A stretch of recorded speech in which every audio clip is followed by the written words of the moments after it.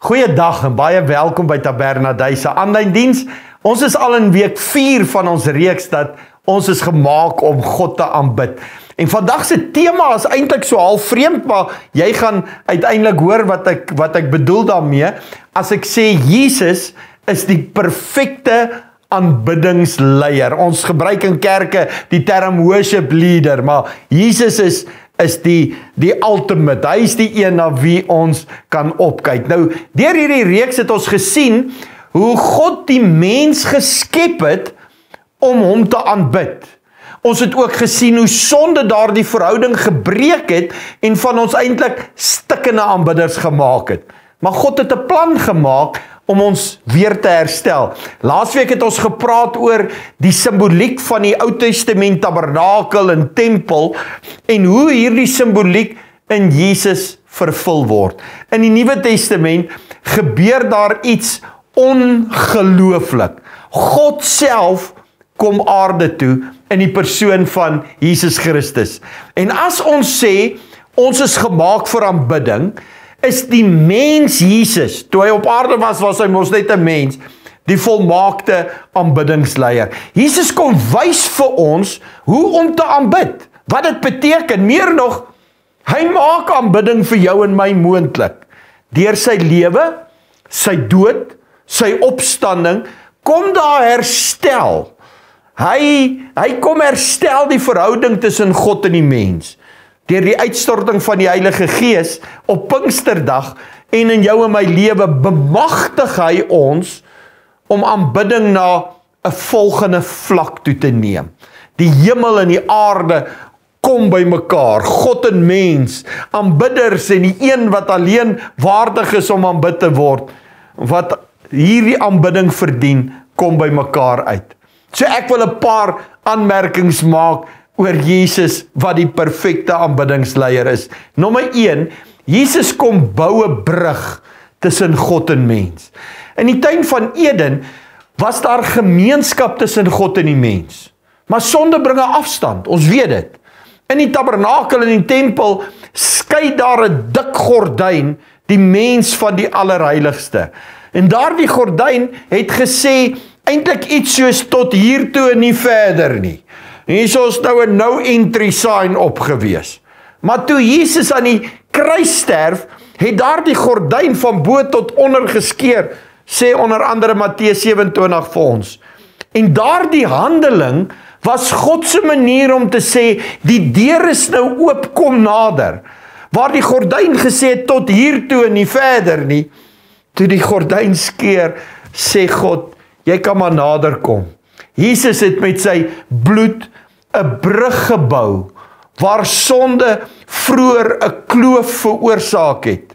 Hy is die enigste middelaar tussen God en die mens, sê 1 Timoteus 2 vers 5. Hy is die enigste weg na die Vader, sê Johannes 14 vers 6. Hebreërs 10 vers 19 tot 20 in die Nuwe Lewende Vertaling, sê broers en susters, ons het dus nou deur die bloed van Jesus volle vrymoedigheid om in die hemelse heiligdom in te gaan. Hy het hierdie nuwe lewegewende pad deur die binneste voorhangsel tot by God gaan, vir ons oopgemaak deur vir ons te sterf. Wanneer ek en jy, wat in 'n moderne era so afhanklik geword het van Wi-Fi, as hierdie koneksie af is, dan voel dit vir ons verloor toegang tot alles wat aanlyn is. Jy kan nie meer WhatsApp nie, jy kan nie meer Google nie, jy kan nie YouTube nie, jy kan nie e-posse stuur en ontvang nie, jy's afgesny. Maar wanneer jy die korrekte paswoord, sleutelwoord intik, dan word die verbinding herstel. En dan voel dit vir jou nie, nou is jy weer met die res van die wêreld. In jou en my geestelike lewe is Jesus daar die wagwoord om herstel te bring in jou verbinding met God. Hy herstel ons verbinding en hy herstel ons kommunikasie met God. Ons kan weer sy teenwoordigheid belewe en ervaar. Jesus kom wys hoe aanbidding moet lyk, maar hy maak ook ons aanbidding aan God vir ons moontlik. Hier is punt nommer 2. Jesus wys dat aanbidding nie gaan oor 'n plek nie. Aanbidding gaan oor 'n persoon. Psalm 48 vers 2 sê, die Here is groot, hom kom toe die grootste lof. Die een Engelse vertaling sê, great is the Lord and greatly to be praised. Jy sien, aanbidding is eintlik 'n reaksie op God se genade. Dit wat hy vir my gedoen het. In Johannes 4 ontmoet Jesus die Samaritaanse vrou by die put. En dan vra sy vir hom, waar moet ons aanbid? Op hierdie berg? Of in Jerusalem? En Jesus se antwoord verander vir altyd ons begrip van aanbidding. Hoor wat sê hy in Johannes 4 vers 21. Hy sê, glo my vrou, daar kom 'n tyd wanneer julle die Vader nie op hierdie berg en ook nie in Jerusalem sal aanbid nie. Julle aanbid wat julle nie ken nie, ons aanbid wat ons ken. Want die verlossing is uit die geleedere van die Jode. Daar kom egter 'n tyd, en dit het reeds aangebreek, wanneer die egte aanbidders die Vader vanuit 'n hegte verhouding met die Gees en in waarheid sal aanbid. Want die Vader verkies dat die mense hom so aanbid. Met ander woorde, aanbidding is nie meer gebind aan 'n geografiese plek. Ek hoef Jerusalem toe te gaan en ek moet by die klaagmuur van die oorblyfsels van die tempel te staan nie. Dis ook nie 'n gebou nie. Dit is belangrik dat ons Sondag kerk toe gaan en saam met gelowiges aanbid, maar die gebou is nie die enigste plek waar ek kan aanbid nie. Dit gaan ook volgens Jesus nie oor 'n seremonie of 'n ritueel nie. Dit gaan oor die persoon van Jesus Christus. Hy is die sentrum van ware aanbidding. Wanneer ons hom aanbid, aanbid ons die Vader, deur die Seun, in die krag van die Heilige Gees. Die Ou Testamentiese aanbidding het gegaan oor plekke en oor offers en oor die rol van priesters. Nuwe Testamentiese aanbidding gaan oor 'n verhouding met die lewende Christus. Jesus self sê, ek is die weg, ek is die waarheid, ek is die lewe. Niemand kom tot die Vader behalwe deur my nie. Ware aanbidding gebeur wanneer ons deur hom in die waarheid en deur sy Gees begin aanbid. Aanbidding is dis nie waar jy is nie, dis met wie jy in verbinding is.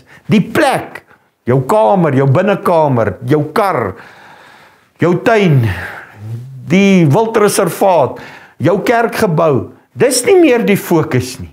Die persoon van Jesus is, en dis wat belangrik is. Hier is die derde punt.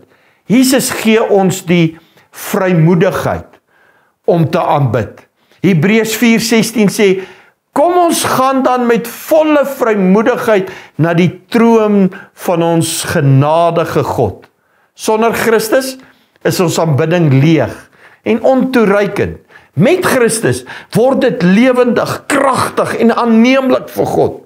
Die Hebreërs skrywer sê in hoofstuk 10 vers 22, hy sê, kom ons gaan dan die heiligdom binne, ja tot voor God, met 'n opregte hart en 'n absolute vertroue. Ons hoef nie meer bang te wees om in God se teenwoordigheid in te beweeg nie.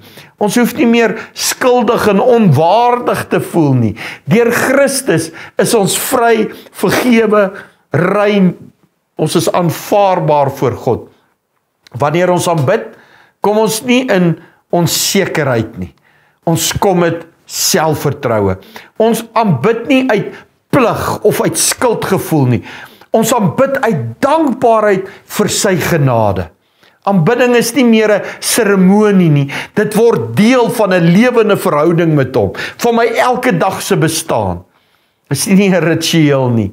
Dis 'n reaksie op God se liefde.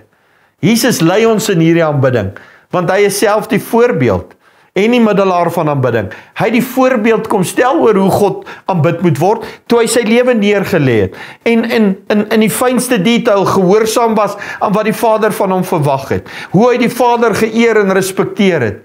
Maar nou word hy die middelaar, wat vir jou en my dit moontlik maak, om ook God so te aanbid. Dink gou weer ten slotte aan my voorbeeld van die Wi-Fi. As jy nie aan 'n netwerk gekoppel is nie, verloor jy toegang tot die bron van data en inligting. In Jesus kan jou verbinding met God weer herstel word. Nie net deur 'n wagwoord nie, maar deur sy bloed en deur sy liefde en sy genade. Elke aanbidder het onmiddellik toegang tot God die Vader se teenwoordigheid. Enige plek, enige tyd. Jesus is die volmaakte aanbiddingleier. Hy lei ons nie net in musiek en liedere nie, hy lei ons in ons daaglikse lewe. Hy kom bou 'n brug tussen God en my. Ek kan in God se teenwoordigheid wees. Ek kan hom intiem aanbid. Die gordyn is geskeur. God is nie meer ver nie. Is nie tot hier toe en nie verder nie. Nee, kom nader. En dan sê Jesus in Johannes 4, die Vader soek ware aanbidders. En deur Jesus het hy jou gevind.